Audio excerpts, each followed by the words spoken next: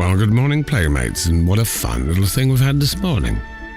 Now, as I had already written, the park was calling me, as it always does, and I needed to invent a new word, as I very much do like dressing like Katharine Hepburn and Nina Hamlet, and they very much like dressing like men, but with their own twist. And I'm always finding a lot of stuff that actually just screams Hepburn and Hamlet and for pennies in charity shops. But that then leads and led me to a puzzle. As in a sense, it's reverse transvestism. A man dressing like a woman who dresses like a man. And that is marvelous. It really is marvelous. And it also contains parts of words of one of my favorite cars, which, as I'd already written, my dear sister tried to drive me in after the boat that was a Cadillac, so thank you, Jessie Horsting. Seriously, her knuckles must have been very white on Ventura Boulevard. And that car's name contains a word from one of my favorite ballets from one of my favorite composers. And the car is called a Pontiac Firebird Trans Am, which sounds like Pan Am, which is a favorite airline of mine that I never got to go on. And Pan Am contains a word from one of my favorite satyrs, or the great god Pan. Now, we're back to Firebird, and both the great Kate and Nina were indeed Firebirds. So, I think I have it. And the corvoids in the park will let me know if it's wrong. So this word can only be Transpanvestiflagration. Now, I went into the park, and this summer, I'm actually really wholeheartedly exploring a side that I was never allowed to go in with Roxy the dog, which is the ornamental, the human side. And it is very, very, very, very beautiful over there. And so I'm constantly finding different things. And I found an amazing sculpture. It's a fountain. And the corvoids had already said, yes, we like the word Transpanvestiflagration. But this, to me, seemed to be like a definite, yes, that's what it's got to be. So I noted down who this sculpture was dedicated to. And in doing just a little bit of research on when I got back, it was as big a nod as you can get from the Looniverse that A, your word is accepted, and B, it's led you through another door into something even more magical that you're going to absolutely adore. So all I'm going to do after I shut up here is I'm going to read from the Wikipedia page who the sculpture was dedicated to, why it's there, what it's about, and if I can be bothered, I'll stick it on YouTube and then put some pictures with it so that you can see as well as listen to what it's about. But the sculpture contains nudies, which are dryads, sharks, cephalopods, spurting water, and goldfish swimming around it, so we really can't get much better than that. And it's in direct line from my flat. And I never knew it existed until today. And I think the word Transpanvestiflagration also describes the sculpture and where the secret door will lead you to. Anyway, here he comes. Sigismund Christian Hubert Goetz, born 24th of October 1866, died 24th of October 1939, was an English painter and art patron born in London. Goetz was the son of Rosina Harriet nee Bentley, died 1877, and James D. Goetz, died in 1911.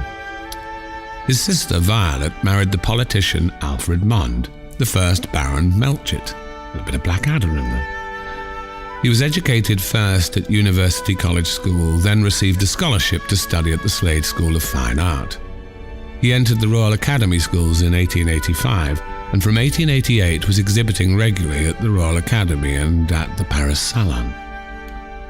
In 1907, Goetz bought Grove House, a villa in Regent's Park built by Decimus Burton, at auction.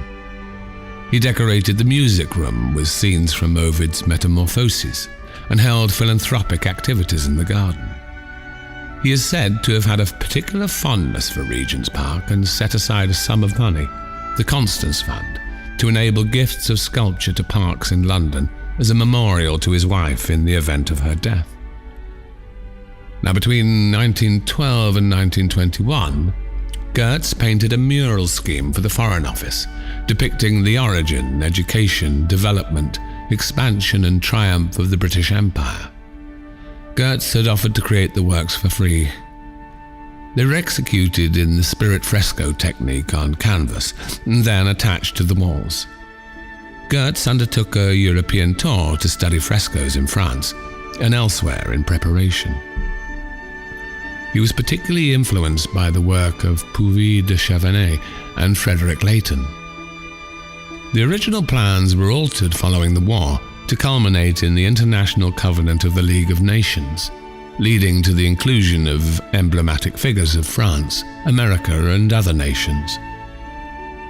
The canvases were installed against the wishes of the Foreign Secretary, Lord Curzon, who objected to them, now supposedly because of their display of naked flesh. It has been suggested that it was the political content of the images that really offended Curzon, as they ran counter to his vision of the empire. The anti-Semitic writer Harold Sherwood Spencer became obsessed with the idea that Goetz's paintings were part of a Jewish conspiracy to undermine the British Empire. In 1922, Spencer attacked Goetz in the journal Plain English, calling him a foreign Jew who was an alien to common law and a perpetual enemy of this Christian empire. Goetz sued Spencer for libel. Spencer was convicted and sentenced to 6 months' imprisonment. A friend of the sculptor Sir Alfred Gilbert, Goetz assisted the National Art Collections Fund in acquiring Gilbert's collection after his death in 1934 and dispensing it to various public collections. For the reopening of the gardens of the inner circle of Regent's Park in 1939 as Queen Mary's Gardens, Goetz donated 2 bronze sculptures by Albert Hodge, the Lost Bow from 1910 and the Mighty Hunter from 1913, which were probably commissioned for Grove House. He had also donated 2 sets of gates to the gardens, the Eastern Gates in 1932 and the Southern Jubilee Gates in 1938. Goetz died in the year of the garden's opening, and the Constance Fund was instead managed by Constance Goetz herself from its inception in 1944 until her death in 1951. The fund was dedicated to the encouragement of ideal sculpture and its setting for parks and public places in conjunction with the settings and surroundings. Goetz had stipulated that its committee consist of 3 sculptors, an architect, a horticulturalist, and a few laymen. In 1950, the Triton and Dryads fountain, designed by William Macmillan in 1936, was at last installed in Queen Mary's Gardens with an inscription commemorating Goetz as a painter, lover of the arts, and benefactor of this park. In 1954, the Constance Fund commissioned the Diana Drinking Fountain in Green Park, and its final commission, in 1963, was the Joy of Life Fountain in Hyde Park. Wow, there you go. That certainly all sounds rather Transpanvestiflagrative to me. Toodaloo.